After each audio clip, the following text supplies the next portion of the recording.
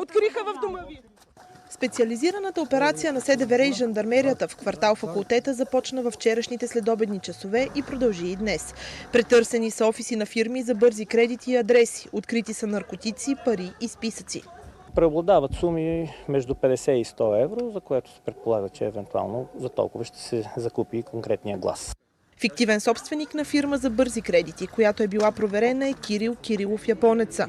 В същия адрес бяха установени отново списъци с имена и съответно суми срещу тях.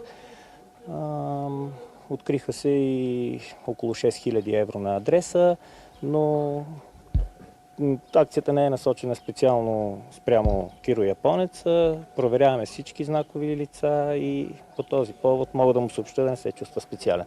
Кирил Кирилов Японеца не е сред задържаните. Отидохме до въпросната фирма за бързи кредити, близо до дома му. Посрещнаха ни агресивно. Какво намерихте? Намерихте ли нещо? Изчезвай! Уморихте ме, проклети да сте, да умрете там, всичките журналисти! След това, докато говорим с мъж от квартала, същата жена излезе от офиса на фирмата и прекъсна разговора, заливайки ни с студен чай. На място пристигна още полиция. А тя се заключи в офиса. След това разбрахме, че това е жената на Киро Японеца. Малко по-късно, заради агресията и хулиганските си прояви, тя беше задържана.